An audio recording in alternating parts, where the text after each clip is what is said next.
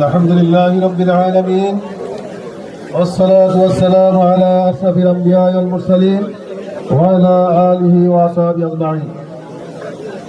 সম্মানিত সভাপতি, বাংলাদেশ জামাত ইসলামী শরীয়তপুর জেলার সম্মানিত আমির, উপস্থিত অন্যান্য নেতৃবৃন্দ, আমার সামনে উপবিষ্ট শরীয়তপুর ৩ আসন, বিশেষ করে গোসাইহাটের, দামুড্ডা এবং বদরগঞ্জের, গোসাইহাটের, দামুড্ডার অধিক সংখ্যক ভাইরা, তরুণ ভাইরা, সাংবাদিক বন্ধুগণ, আসসালামু আলাইকুম ওয়া রাহমাতুল্লাহ। আপনারা সকলেই জানেন যে আগামী 12 তারিখে জাতীয় সংসদ নির্বাচন। সেই নির্বাচনে আমাদেরকে দুটো ভোট দিতে হবে। একটি হচ্ছে দেশের রেফারেন্ডামের পক্ষে ভোট আমরা দেব, আর একটি হচ্ছে আমরা গোসাইহাট, দামুড্ডা, বেদরগঞ্জ থেকে একজন এমপি নির্বাচন করব। এমপি নির্বাচনের ক্ষেত্রে দাঁড়িপাল্লা মার্কায় ভোট দিলে আমাদের ভবিষ্যৎ নেতৃত্ব কীরকম হবে সে বিষয়ে আমাদের নেতৃবৃন্দ আপনাদের সামনে বিস্তারিত তুলে ধরেছেন।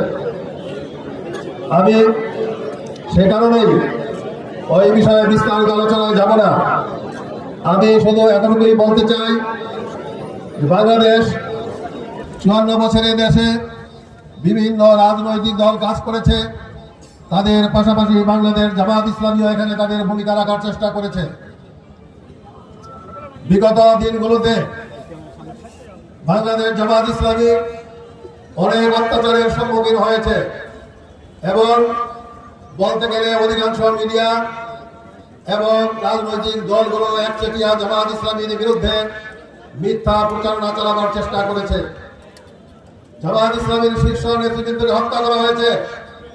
জামাত ইসলামী ছাত্র শিবির এবং বাংলাদেশের আলেম ওলামাকে নির্বিচারে হত্যা করা হয়েছে, পঙ্গু করা হয়েছে, জেল জুলুমের শিকার করা হয়েছে। আপনারা জানেন এই গোসাইহাটেও জামাত ইসলামীর অনেক কর্মীকে কারাগারে নিক্ষেপ করা হয়েছিল। আমি নিজে ঢাকাতে গ্রেপ্তার হয়ে দীর্ঘদিন জেলে ছিলাম। আমার কর্মী বাহিনী অনেকেই জেলে ছিল। দামুড্ডা, বেদরগঞ্জে জামাত ইসলামীর অনেক ভাইরাই জেলে ছিল। কিন্তু দেশের একটি বড় পরিবর্তনের পরে আপনারা কেউ বলতে পারবেন না বাংলাদেশ জামাত ইসলামী তার রাজনৈতিক হিংসা চরিতার্থ করার জন্য অথবা পরিশোধ গ্রহণ করার জন্য কারো উপরে হাত তুলেছে, কারো দিকে বাঁকা দৃষ্টিতে তাকিয়েছে অথবা কারো বিরুদ্ধে মামলা করেছে। সুতরাং বাংলাদেশ জামাত ইসলামী রাজনৈতিক শিষ্টাচার দেখাবার যে কাজটি তা তার পক্ষ থেকে সর্বোচ্চ পর্যায়ে করার চেষ্টা করেছে। অন্যদিকে বাংলাদেশ জামাত ইসলামীকে এদেশের মানুষ সাদরে গ্রহণ করার পরে এবং বাংলাদেশ জামাত ইসলামীর হাতে যথেষ্ট সুযোগ থাকার পরেও বাংলাদেশ জামাত ইসলামী কোন অবস্থাতেই কোন জবরদখল, চাঁদাবাজি, রাজনীতির সাথে লিপ্ত হয়নি। এই বিষয়গুলো আপনাদের সামনে স্পষ্ট রয়েছে। জামাত ইসলামী আজকে কথা স্পষ্ট করে বলতে চায়, একজন ব্যক্তি ভালো হলেই চলে না, একজন ক্যান্ডিডেট ভালো হলেই চলে না। ওই নেতার সাথে, ক্যান্ডিডেটের সাথে যে সকল কর্মীরা নেতারা চলেন তাদেরকেও ভালো হতে হয়। নেতা ঢাকায় বসে থাকলে কর্মীরা এলাকায় কি করেন সেই খবর যেই নেতা রাখতে পারেন না, তারা কি করে দেশের নেতৃত্ব করবেন? সুতরাং আমি চ্যালেঞ্জ করে বলতে চাই, আমার সাথে যে কর্মী বাহিনী রয়েছে, বাংলাদেশ জামাত ইসলামী ছাত্র শিবিরের তরুণ ছেলেরা কখনো চাঁদাবাজির সাথে জড়িত রয়েছে এইটা আমি চ্যালেঞ্জ করলাম। পারলে কেউ প্রমাণ দেন।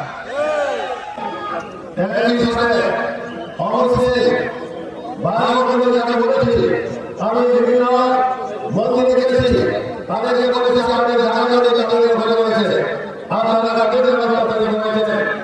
এক সময় আগে বাংলাদেশ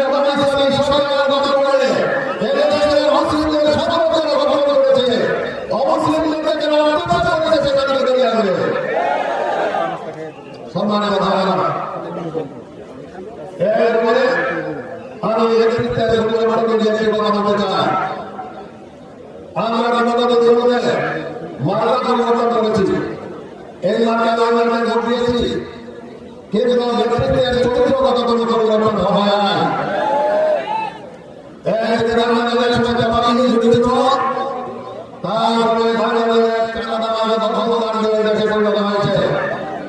বাংলাদেশ থেকে লক্ষ লক্ষ কোটি টাকা বিদেশে পাঠানো হয়েছে। বাংলাদেশে যারা অতীতে নেতৃত্ব করেছে বদলে দিয়ে দেবো বাড়ি গাড়ি অট্টালিকা এখন দেশে বিদেশে বড় বড় বাড়ি ঘর রয়েছে, এখন অবকাঠামো রয়েছে। আর বাংলাদেশ জনগণের নেতৃত্বের শিক্ষার দিক থেকে, যোগ্যতার দিক থেকে, কোয়ালিটির দিক থেকে, সততার দিক থেকে তারা অন্যান্য সকল নেতৃত্বের চাহিদা কিন্তু হবে না দুনিয়ার সকলের দিক থেকে অন্যান্য নেতৃত্বের চাহিদা নয়। সুতরাং আগামী দিনে নেতৃত্ব নির্বাচন করার ক্ষেত্রে আপনারা অবশ্যই নেতা চরিত্র বিবেচনা করবেন। শুধু নেতা নয়, পাশাপাশি আলোচনা করেছি ওই নেতা হিসেবে যারা ঘটে পার্টি নেতা কর্মী বাহিনী তাদের চরিত্র ভোট দেবে। তাই আমাদের জনগণকে বাংলাদেশের জনগণের মনোনয়ন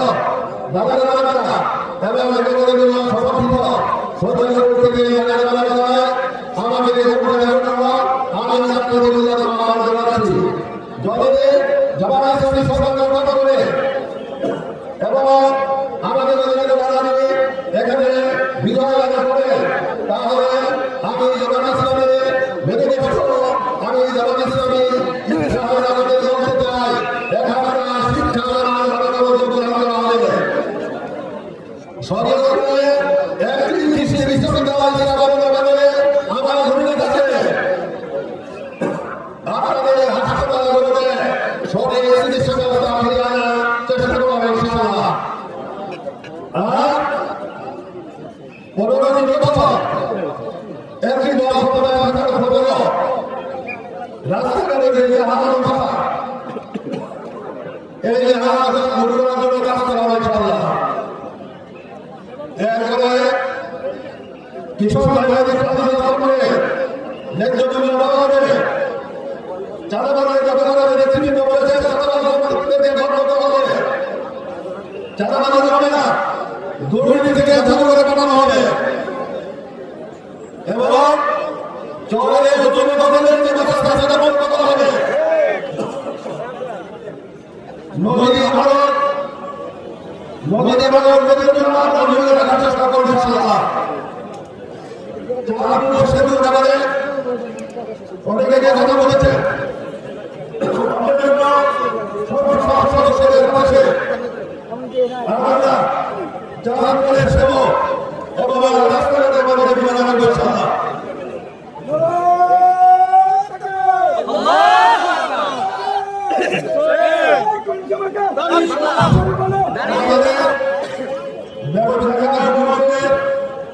চাকরির ব্যবস্থা করা হবে, তাদেরকে সুযোগ দিয়ে এখানে চাকরির ব্যবস্থা করা হবে অথবা তাদেরকে নিজে সকল ব্যবস্থা করা হবে ইনশাআল্লাহ।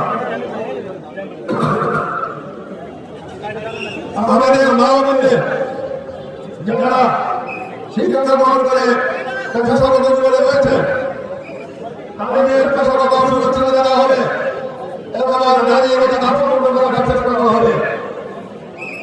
এই ক্ষেত্রে যারা জীবন সফল হওয়ার চেষ্টা করে জামাত ইসলামী ক্ষমতা আসলে নারীদেরকে রাস্তা থেকে হতে দেবে না, তাদেরকে আমার আপনাদের সকলের মধ্যে বেছে নিতে চান।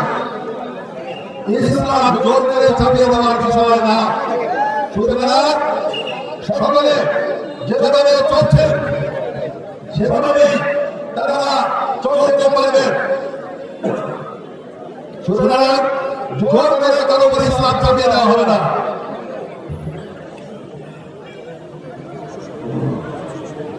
এই সাথে আর দুটি বিষয় আমি বলতে চাই, তা হল নির্বাচনের মাত্রা দিন বাকি আছে, 4 দিন বাকি আছে আগামী বৃহস্পতিবার নির্বাচন। কিন্তু আমার প্রতিপক্ষে কাউকে কথা দেখছি তারা নির্বাচনের কাজে বাধা সৃষ্টি করছেন, কোথাও কাউকে হুমকি ধমকি দিচ্ছেন। আমি আমার প্রতিদ্বন্দ্বী প্রার্থীকে কথা বলার চেষ্টা করেছি, তিনি বলেছেন এগুলো কিছু দুষ্ট ছেলেদের কাজ। আমার সুস্পষ্ট কথা হলো, যে সকল দুষ্ট ছেলেদের কারণে আপনারা ভোট করবে তাদেরকে বারণ করুন, না হলে মানুষ জবাবদিহি রাজনীতি পছন্দ করে না। তারা আপনার ইমেজকে পূর্ণ করছে, তারা আপনার ভোটকে নষ্ট করছে।